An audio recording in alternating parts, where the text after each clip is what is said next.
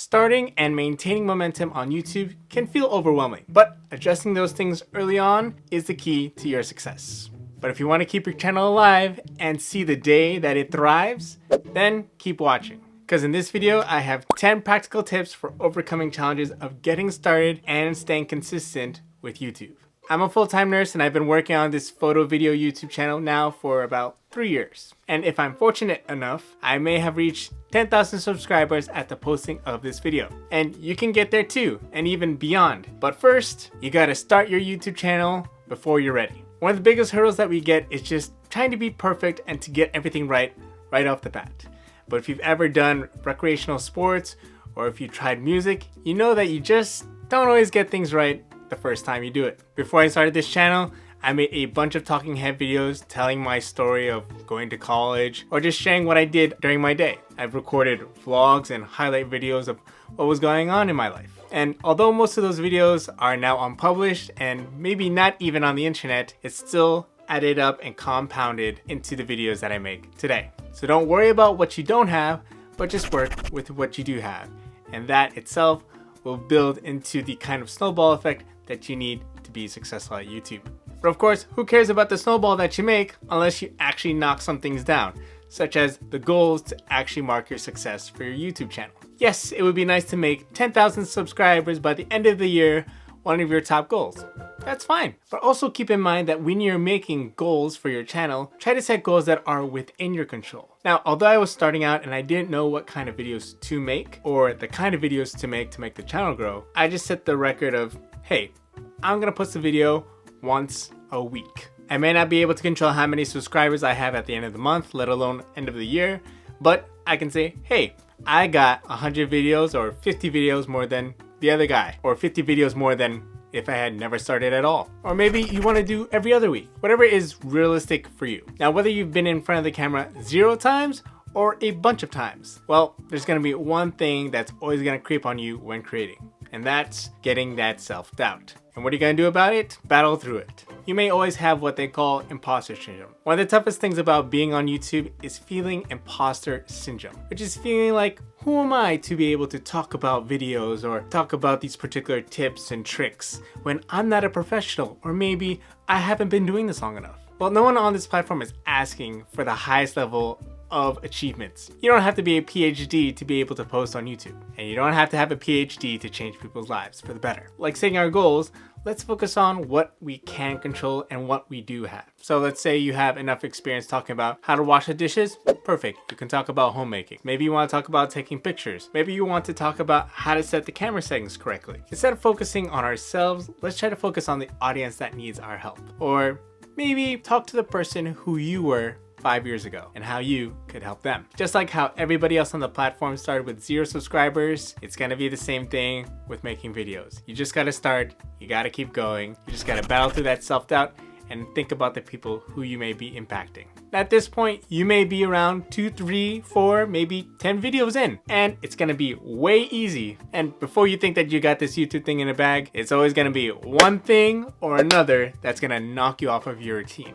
And then you're gonna be like, but wait, what do I do next? Or where did I leave off? Where's my notes? Do I have notes? Ugh. So tip number 4 is to be able to commit to a consistent routine. Life gets in the way, whether it's your son or daughter's piano recitals. If you're single and have no kids, you're already at a good start. I got a full-time job and I'm married and I have other commitments to my church. So there are gonna be some situations where I need to plan ahead and to be able to see what my week looks like. To be realistic, I just have to say my schedule is unpredictable in the sense where I can't always do the same thing at the same time every day except for go to work. In terms of YouTube, all I know is I have to write, film, and do thumbnails at the very least. Now, because you're starting out on YouTube, you don't have to have everything figured out, but starting with the checklist can give you a head start. Another reason why you want to stick to a consistent routine is that, again, it's something that you can control, something that you can put on the board and pat yourself on the back for.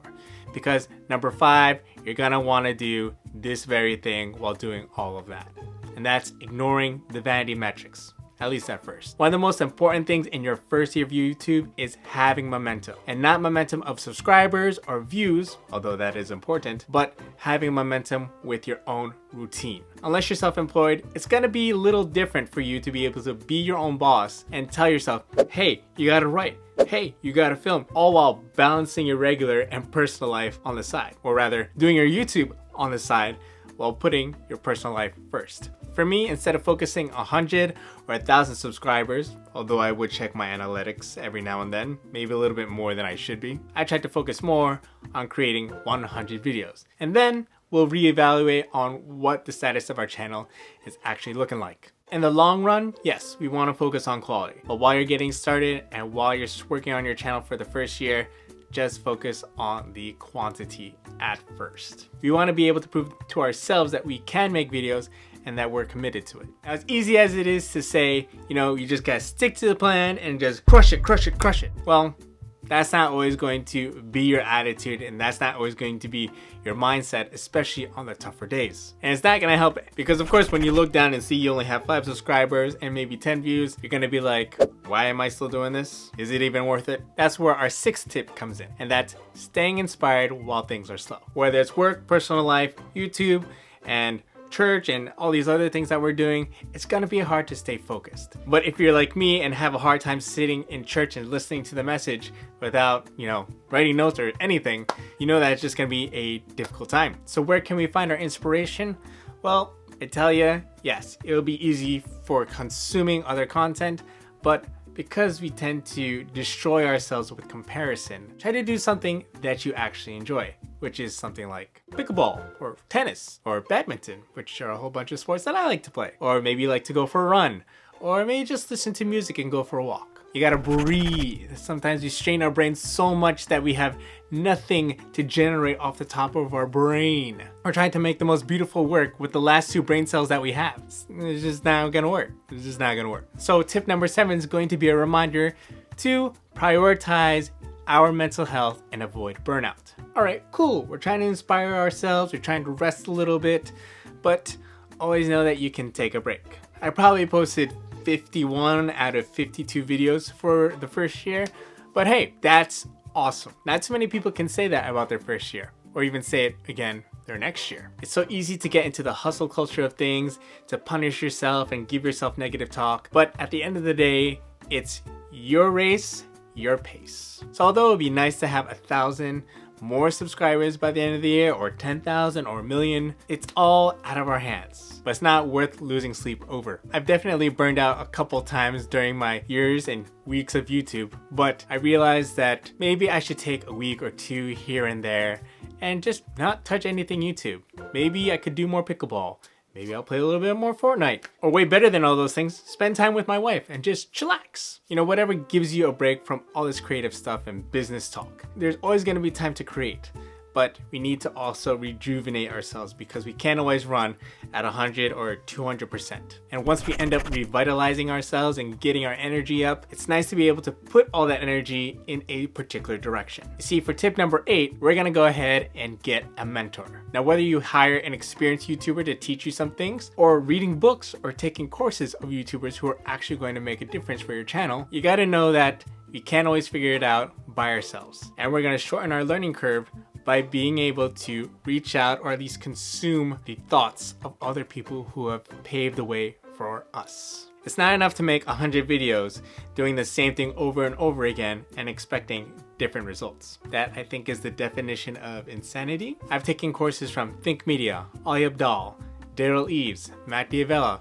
and read books like YouTube Secrets and YouTube Formula. After doing this over the course of 3 years, I pretty much have like a YouTube brain. Now, although I'm not an expert, I can tell you I'm more purposeful about what I do on YouTube than I was in the beginning. Now, although you may consume these things and be more knowledgeable about YouTube, that's only part of the game because it's actually applying it that matters. So for tip number 9, connect yourself with other supportive creators. Now, if you join these courses or you find some other creator in the same amount of subscribers or followers as you that you can connect with, it's gonna be important to be in the same space as someone who does the same thing as you. Now, it may not be the same niche, but if I could speak with somebody else who does YouTube and just knows the struggles of what I'm going through, hey, they can give me some tips. Hey, they can give me encouragement, or they can give me little tidbits of information that I wouldn't have figured out by myself just by lack of experience or otherwise. Even if you're an introvert or tend to be withdrawn from social spaces,